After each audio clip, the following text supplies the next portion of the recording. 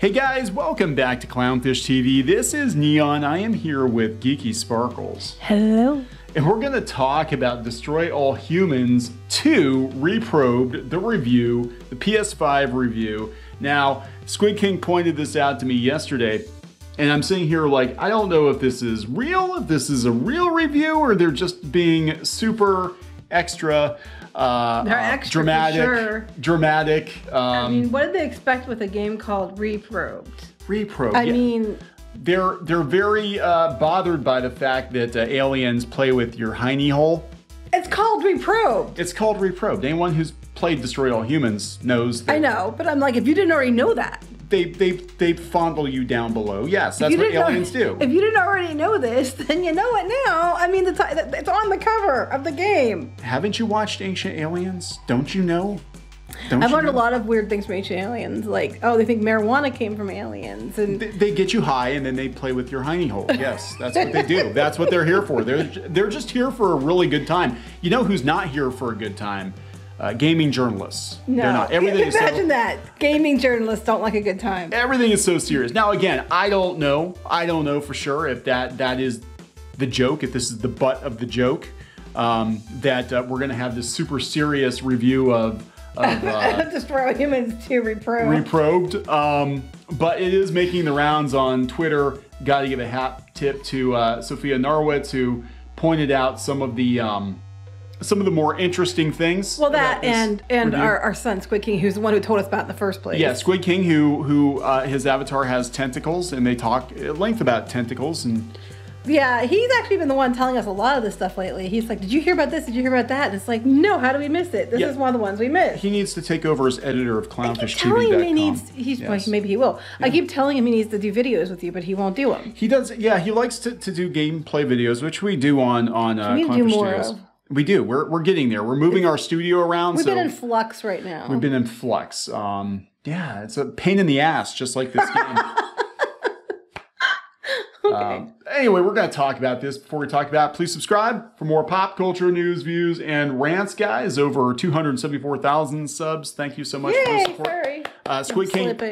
Squid King, yeah, slipping just like a tentacle up someone's behind. No, I'm not doing that. So anyway, yeah, we're going to launch, or we have launched, I'm sorry, we're going to print Crimson Ren Volume 1. You're just so obsessed with tentacles in people's asses. I know. I can't help myself. It's COVID brain fog, okay? Anyway, Crimson Ren Volume 1, Clownfish Studios, over $32,000. I swear nobody gets probed in this book. No. It is a good book for good boys and girls. No, it's just a fun adventure. It's a fun adventure. It's funny. If you've read Shadowbinders, you don't have to read Shadowbinders to read this. No. But if you've read Shadowbinders, it definitely has that same kind of tone to it. Yes. It's basically like, it's funny because Shadowbinders and this is kind of like what we are. If you hear us here, we kind of have that same dynamic in the books. People are like, oh my God, I'm canceling my pledge right now. We don't want that. Yes, Geeky and myself wrote the script. Jose Garcia is doing the art. Beautiful, beautiful stuff. I know you've heard it 100 times, but some of you are new. And we're going to be publishing more comics. Now on to anal probes. So now let's talk about anal probes. So yeah, Sophia Norwitz actually put this out there. Push Square reviewed it. They're talking about mortgages, U.S. politics, and sexual assault. Yes, it's true. And a review about a game where you blow up humans and fondle them.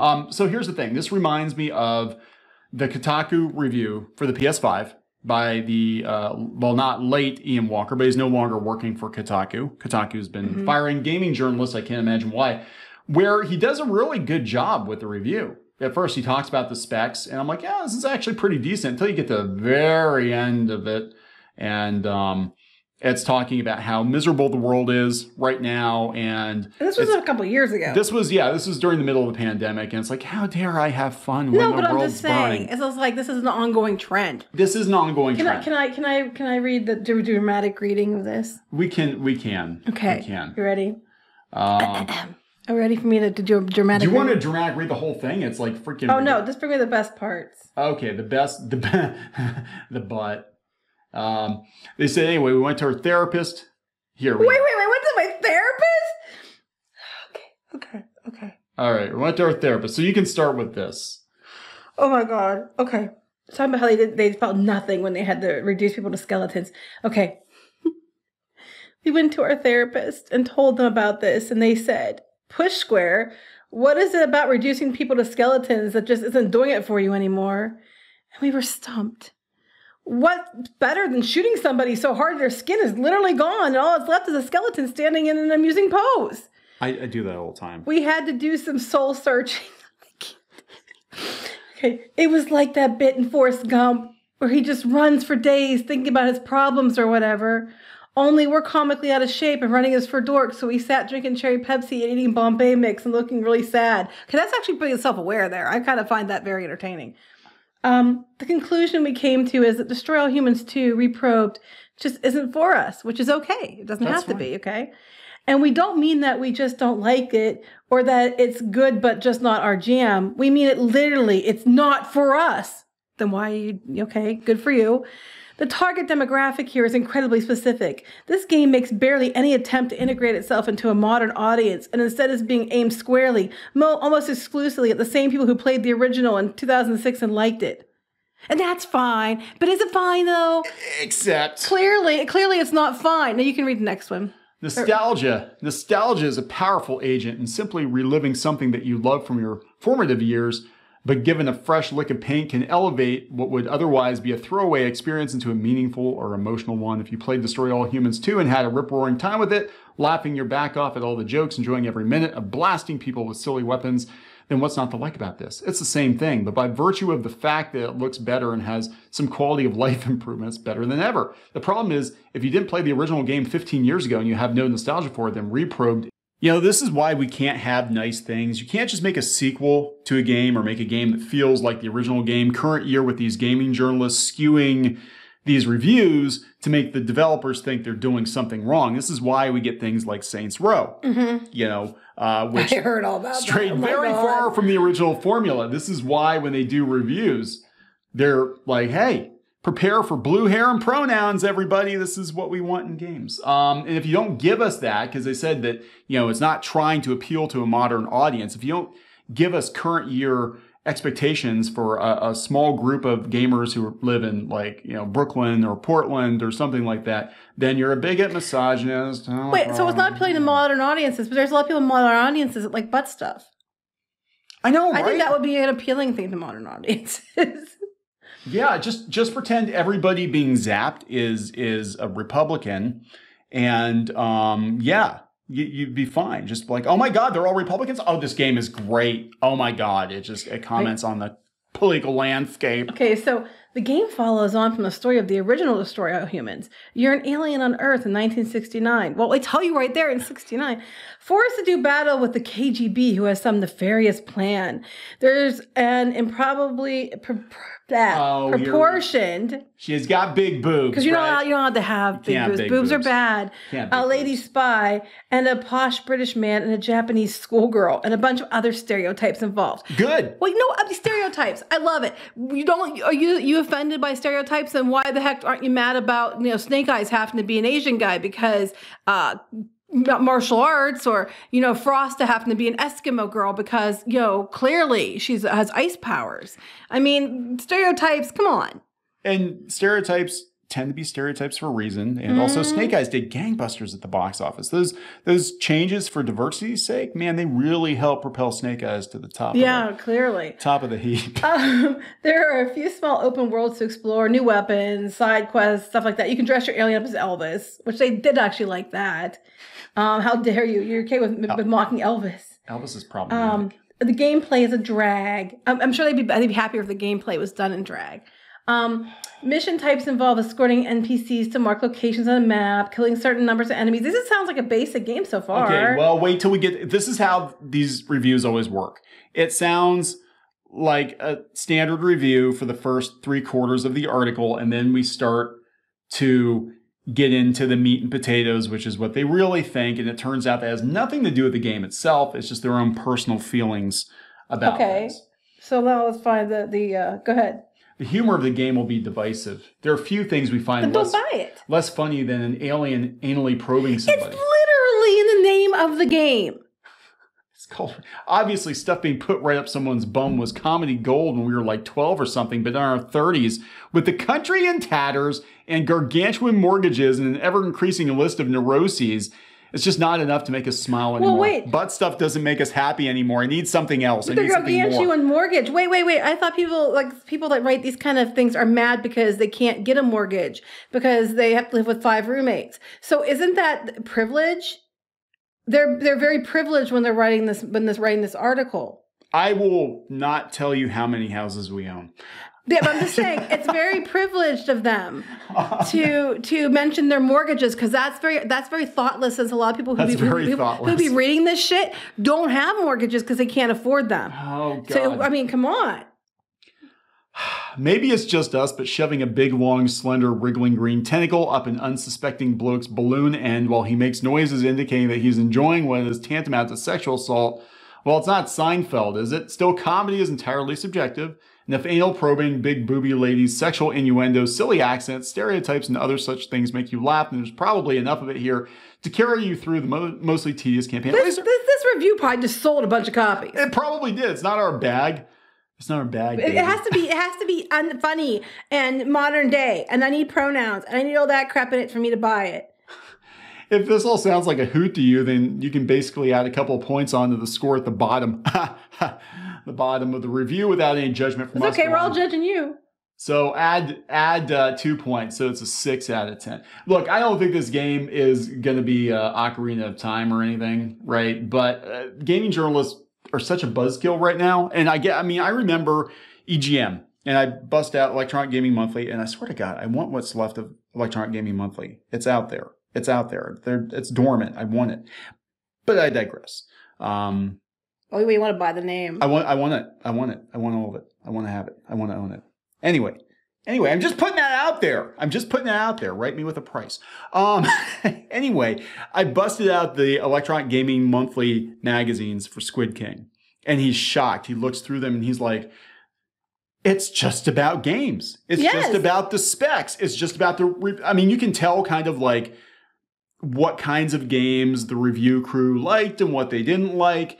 But it was always like you have some guys that liked RPGs, other guys didn't like RPGs. But I don't think there was anything in any of those magazines about politics.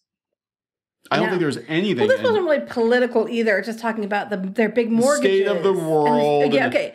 But this is funny to me. Like, I'm like, well, you might not be able to pay your gargantuan mortgage if you keep writing stuff like this. Well, here's the thing. And here's what I think is going on. This is personal opinion. Like, look, I'm not dunking on. They don't have to like it, and that's fine. They don't. No. And I'm not. It's just we're seeing a pattern here of, and we see it in the comic book sites too, and we see it on Twitter. We see personal misery and dissatisfaction creeping into the job.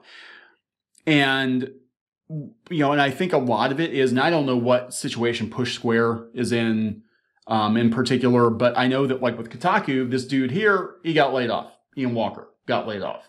And a lot of these websites are getting squeezed right now. The gaming, review websites were kind of a luxury item. And a lot of big like digital media publishers got into this stuff thinking this was going to be the next big thing. But we're seeing, a lot of esports journalists and stuff saying like, God, this whole space is crumbling. And part of the reason it's crumbling is because the journalists, a lot of them, aren't actually gamers. I'm not saying this guy isn't, but they're not. And they're writing these dour reviews that are kind of, again, marketing and anti-marketing. Like, hey, we gave you a review copy of the game. We gave you, a free PS5. People can't get these. You get a PS5 to review, and you bring up Trump and the state of the world and the pandemic. Well, this one is like, here's a game to review, but our mortgages and everybody has neuroses. Clearly, you're at your therapist. It's kind of like my cabbages. My mortgages. I mean, it's just funny to me because, they said they're at their therapist. I'm not making fun of them of going to therapy at all because I've been to therapy and I know people that are in therapy. I'm not making fun of people for that at all. I just think it's funny they bring it up in the article. So that they're in therapy, and then well, you can't say anything because I'm in therapy, and then they go on about about the neuroses and all this stuff. But like, you guys sound about as much fun as nothing. Well, that's just it. Basically, gaming journalists current year, and it's same with, you know, comic book websites and comic books games are all supposed to be fun things. Right, and they've sucked all the joy out of it. If it's not sucking the joy out of review, and you can give a scathing review and, you know, keep the politics out of it and just be like, this is dog shit. Here's why, you know. It's like getting a fist up the ass to play this game. Well, no, you get tentacles up the ass. And after probably the 5th or 6th time, you're probably like, okay, it's getting kind of tiresome. You can say that. Then why are you doing this? I guess that's my thing. Same with the comic book journalists, and same with, there are people working in the comic book industry that obviously hate the comic book industry. They hate comics. They hate the people. They get to do it. Other people who want to be there don't Yeah, and it's like, fine, you step aside and let somebody who actually wants to do your job. But they won't do that. They're basically like, I'm going to bide my time here until maybe someday MSNBC will call me up and, you know, and that's what's going on here. We loved your piece on anal probes and how it wasn't funny. Since you clearly don't have the humor of a child, as you claim, we want to put you in charge of something at MSNBC. You know? Yeah, and that's kind of what's going on. And we're seeing, like, you know, these geek journalists just using geekdom as a stepping stone to something else, because they really don't want to be here. Comics has been like that for years. They're trying to get themselves a TV deal or something. And it's been like 10, 12 years now. It's never been the destination. Look, I know comics isn't perfect. I know gaming isn't perfect. But by God, the people who covered this stuff, you know, back in the day, Electronic Gaming Monthly, again, was started by people who are actual gamers, who are actual fans. Now we've got gaming journalists who can't even figure out basic controls. And half their articles just about world politics and not about the actual game. Yeah. If I want world politics, I'll go read another blog, you know, or news site. Right. You've got IGN out there, you know, getting busted on multiple occasions. They're journalists, you know, lifting video reviews. A lot of people getting busted. They can't play the games. I'm not saying to review a game, you do not have to be the best gamer in the world. A lot of people enjoy and review video games. They're actually voices that people used to listen to, and they weren't like world-class gaming champions, but they enjoyed the games. They understood the games. They keep saying that if you like it, that's fine. And then they follow it with, well, if you're into these tacky lowbrow things, then you'll love it. So it's kind of like an insult in the thing. But you ask, are you into big boobs? Are you into, you know, aliens, anal probes, crude jokes, and stereotypes? Most of them are going to say yes. It's a game. It's supposed to be fun. It's the same crude humor, you know, with Mortal Kombat. Like, it's funny, I ripped the guy's head off and all that. But I mean, now there's this whole other class of new gamer. I'm gonna, you know, and they actually had, what was that one site? I think they shut it down. It was something like new. Don't wonder why. New something gamer, new normative gamer, and basically their whole thing is games have to be intellectual, highbrow, non-violent, non-sexual. So no fun. No fun. Everything has to be a puzzle game. Everything has to be Animal Crossing. I like Animal Crossing, but I like Animal Crossing too. Animal Crossing was problematic too because somebody had buns, and that's clearly cultural appropriation. Yeah, it's like, just fucking quit. Just stop playing games. Meanwhile, Brie Larson put buns in her hair, space buns in her hair. No one said she was culturally appropriating. Oh, I'm sure people did because they don't like her now because NFTs or something. Yeah, whatever. I mean, it's just like, look, I guess my thing at the end of the day, if you don't enjoy the hobby, get the hell out, because a lot of other people... Stop ruining it for everybody else. Yeah, a lot of other people would love to have your job. You know, and honestly, the reason that people are moving away from these websites and going to YouTube and finding smaller blogs is because they can still get honest reviews. It's not even about like not liking the game. They completely can be fair to not like the game. They can say, hey, they said there were some things glitchy, it was buggy and some other stuff with it. That's fair. But like, I don't like it because, you know, when there's gargantuan mortgages to pay, we don't want to have anal probe humor on a game that was called Reprobed. It's called Reprobed. I'm like, come on. I mean, I don't know. I don't know what to do. I mean, again, I'm not, you know, trying to single this guy out. It's just a pattern of behavior that I have seen from journalists and comic book creators, and there are some very, very unhappy, miserable people trying to make everybody else miserable. Trying to make everybody else miserable. It's like, get the hell out of the hobby. The hobby is supposed to distract you from all the bullshit going on in the world. There's a lot of bullshit going on in the world right now. I completely agree. I play games and I read comics to get away from it, to escape it.